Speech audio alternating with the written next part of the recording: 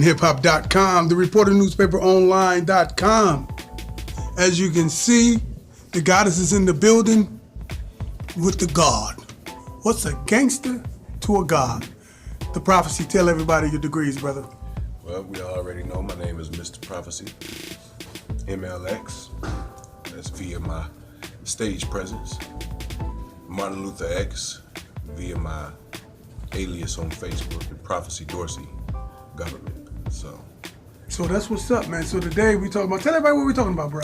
But we're talking about the underlying reason why people really hate. Now, when we talk about the underlying reason people hate, before we even go there, we got to acknowledge the goddess in the room, the goddess in the building, just had a baby. Congratulations on the baby. Thank you. And congratulations on the fact that you are confident enough to represent your African self and culture. Tell everybody your name who don't know you. Morgan is in the building, definitely making it happen. Listen, you're going to be building with the prophecy today. Is that cool? Yes. All right, have some fun and get something done. The underlying reason people hate. Explain. Well, first of all, hate, envy, jealousy, distrust, insecurity, all those things derive from one place, fear. And if you gauge fear in the form of an acronym, FEAR. False evidence appearing real. Speak on that. False evidence appearing real. So let me give you an example. So someone can walk up to you and have an issue with you where you ain't never had a problem with them. You've never given them a reason to have an issue with you. And they can say a statement like, oh, you think you perfect, huh?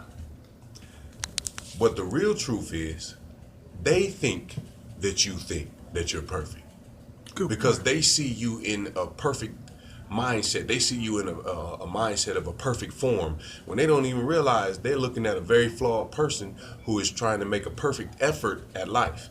And so they get upset because you found some type of value in yourself and you're manifesting that value, and they haven't found value in themselves yet.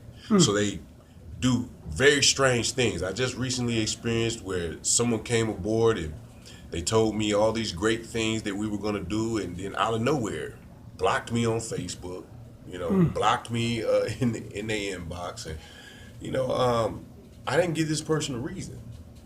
Now, I ain't even going to say it was hate that gave this person a reason to do this either, but somewhere we lost communication, and that usually derived from a place of fear. Maybe it's a fear of failure, maybe it's a fear of getting too close, maybe it's a fear of lack of understanding of one another, or a fear of being outshined, or a fear of being overshadowed, whatever it is. If you get rid of this fear that it doesn't really exist because it's false evidence appearing real, you'll realize you don't have any reason to hate on anybody else. You dig? The problem comes when people overindulge in other people's lives, overindulge in other people's talents, and don't try to figure out who they are. Okay. So you start spending time, and it's all right for people to have a fan mentality about what other people do. But in the midst of having a fan mentality, you should also have an elevated mindset to where you take what you are getting from whatever you're getting out of what they do and glean it into your own life, so that you can now start tapping into your own energy and your own talent and your own power. And then you won't have a reason to compare yourself to another person where it'll make you feel any type of hate. I don't even understand that, because in all actuality, if I start hating on another man, that means there's something in me that envies something about him enough that I feel like he's better than me. And nobody's better than anybody. We all struggling to get to a place of our best version of ourselves. But if you sit up there and have these issues inside yourself, hating on people for no apparent reason, or coming up and conjuring reasons to hate somebody, because most of the time, especially in our culture, man, you could be walking down the street, and I'll give you an example like this. You could be walking down the street of a block that you've never went down, but you, being of the same culture, should have no issue coming down that street. Yet, as soon as you walk down that street, you got brothers looking at you like, who is this nigga? And I said that word, because that's exactly how they feel, and that's exactly how they look at you. But the sad thing about it is, the reason why they feel the hate that they feel is because the Willie Lynch theory, that part about getting them to use 3 elements, jealousy, envy, and distrust, it derived from a place of self-hate. If you were told that you weren't really even a human being, that you were more beast than you are man, and you embrace that, and it's one of the reasons why we run around killing each other at alarming rates, because we have this self-hate. You develop such a self-hate that to see anybody that looks like you or has a similitude to you elevating themselves, it's almost like you feel it's a betrayal.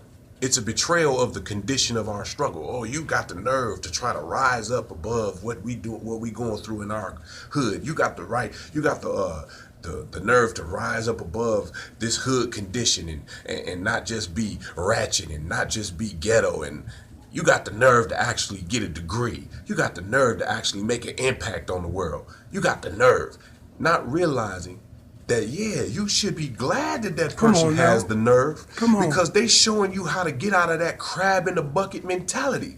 They showing you, see, the reality is a person that reaches back, the reason why a crab can pull another crab into the bucket, because the crab at first when he's climbing out, they already latched to one another. So the crab is trying to help the other crab out. You better bring that nature out, but brother. what happens is the other crabs see this happening, and they start pulling on to the other crab, and now they starting to pull that crab that's getting out of the bucket and back into the bucket, because they don't want to be alone. You better say it. It's a brother. They don't want to be alone. It's at the weakest. They feel like you're betraying them. So when people in the hood see you getting ahead, good point, they automatically start to feel betrayed by your nature, because they feel like, oh, so now you better than us, huh? No, dude, I just finally tapped in.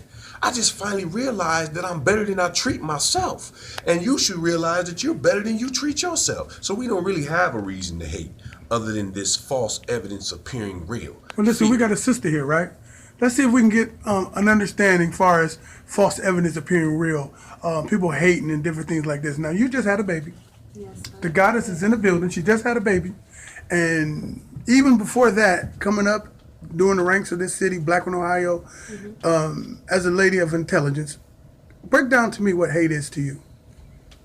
Hate is really rooted in insecurities that people have of themselves. They don't know how to internalize that, so it comes out as hate. And I think sometimes we are too hard on those people because they're just ignorant. And ignorant literally means you don't know. And if they don't know, well, they don't know. You have to teach these people, you know? I agree with that 100%. And not to be cliche, but to quote a great boxer by the name of Hurricane, who was wrongly imprisoned, he said a statement that is a good statement for our entire culture. Hate is what put us in this image prison, but love is what's gonna bust us out. So I never get into the mentality of hating on anybody, because I don't tolerate people's presence. If I have to tolerate your presence, I don't need it.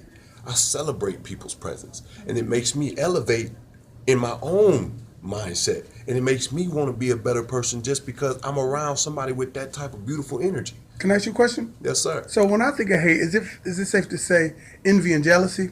Envy, jealousy, which ends up becoming distrust, and it ends up becoming a falsified distrust, because you don't really have a reason not to trust a person.